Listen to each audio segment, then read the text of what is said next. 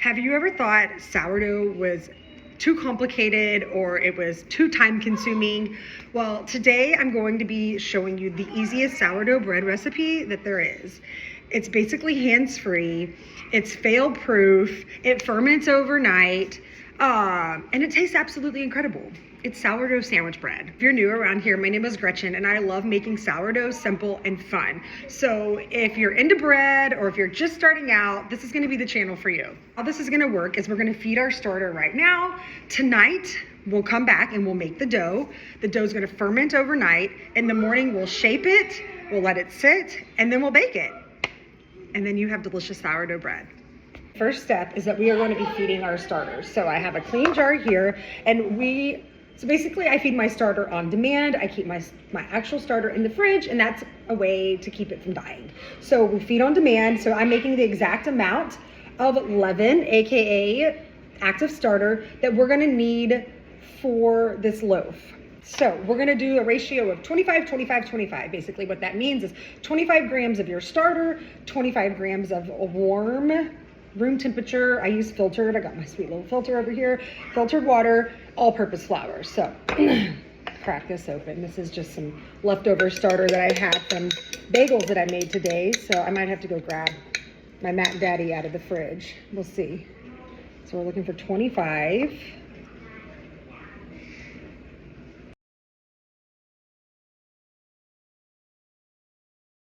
We're at 30. That's fine. I don't do things perfectly around here. Okay, now we're gonna add, since I did 30, we're gonna do 30 grams of water. All right, and now we're gonna add 30 grams of flour.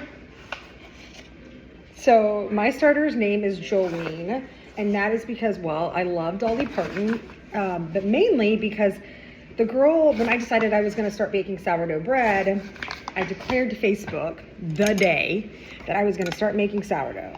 And my friend Trinette actually was like, well, hey, I have some 70-year-old starter. Would you like some? And I was like, let's go. And Trinette's middle name is Jolene. So my starter is a mixture named after the friend who gave it to me and a little Dolly Parton. So now we're gonna let this sit. Rudely interrupted by my phone, telling me that I'm almost out of storage. Okay, so what we're gonna be looking for, we're gonna set this in a warm spot, not hot, warm. We're gonna look for bubbles and we're gonna want it to double in size. So that's when you know that your starter is ready. Typically I feed it the night before and then I bake in the morning, but this is a different type of bread where we're making the dough at night and it's sitting overnight. So we're gonna come back in like 4 to 6 hours and we're gonna check on our starter. It's nighttime. Here we go. So I have 500 grams of all-purpose flour in here. Sorry if you see me looking over here, it's because I ain't got this thing memorized. Okay, here we go. Now, we are gonna add 60 grams of softened butter. Kerrygold's my favorite. Okay, there we go. And then now we're gonna add 12 grams of sugar and 9 grams of sea salt. And now you're gonna crumble it up with your fingers until it kind of almost like looks like sand. Like all the butter pieces are, you know, mixed in there. Now we are gonna add 50 grams of our active starter.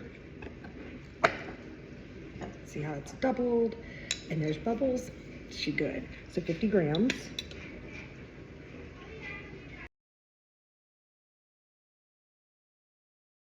And then we're gonna do 270 grams of like room temperature warm water. You're gonna just mix it very well. You're gonna cover it and you're gonna let it rest for 30 minutes. For reference, this is what it's gonna look like before we cover and let it rest for 30 minutes. Plop it in, saran wrap. It's been 30 minutes. So now we're gonna take our dough out and we're gonna knead it until it just kind of becomes soft and smooth. So I'm just gonna do this. Okay, that was about 4 or 5 minutes of kneading. Now she's in a little ball. I'm gonna put it back in the bowl. She's outside. And then we're gonna cover it up and you're gonna let it sit overnight. And I'll see you in the morning. All right, good morning. It's 6 o'clock in the morning. can see how the dough has proofed. So now you're gonna take it out of your bowl and we're gonna shape it. And then we're gonna put it in, I have a bread pan sprayed with, I just have coconut oil, sprayed, or you can put butter or whatever. So you wanna spread out your bread here and just kind of fold the ends like that. And then take this and you're gonna roll it. Okay? Now you have these little, you're gonna take this and you wanna kind of like pull it over. Okay? And then take this piece and pull it over. Okay? Now flip it over. And we're just gonna kind of stitch it.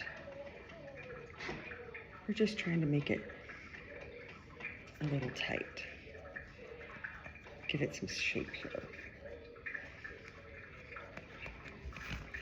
So now it kind of looks like a log, and we are going to put it in our bread pan, and we're going to cover it, and we're going to let it sit for about an hour and a half to 2 hours. Okay, so it's been about an hour and 20 minutes. So what I'm going to do now is I'm going to go preheat my oven to 500 degrees. And then at the 2 hour mark, it's really cold here in Oklahoma right now. Like it's about to start snowing. So my house is not as warm. You'll learn that bread ferments faster in warmer temperatures. So I'm gonna go preheat the oven to 500 and I'm gonna set this on top of the oven so it gets that heat. And then at the 2 hour mark, we'll come back and then we're gonna lower our temperature to 375. The reason why we're doing it to 500 degrees is that it's gonna help it get what's called oven spring, which makes the bread poof up faster. It kind of creates like a better crumb, a soft and fluffier texture. So we're not cooking at 500, we're just making it hot at 500 at first. So I'll be back. Okay, so I just shaped all my bagels for the bodega. If you want my sourdough bagel recipe, just drop a little bagel below or a little comment and maybe we'll make a video on that. So my bread is poofy. And so now I'm gonna crank my oven back down to 375 and we are gonna bake this loaf for about 45 to 50 minutes. And then you're gonna let it sit for about an hour. That's the hardest part. We'll come back when our breads are baked. Friends, my oven just went off. It's time to take this beauty out. Look at that. And now I'm just gonna flop it over and then I'm gonna set it on a cooling rack to cool, and you have the most delicious sourdough, so it's good for your gut, sourdough sandwich bread that you and your whole family are gonna love. So if you like this video, make sure you like it. Drop a comment if you want the bagel recipe, or do what you gotta do.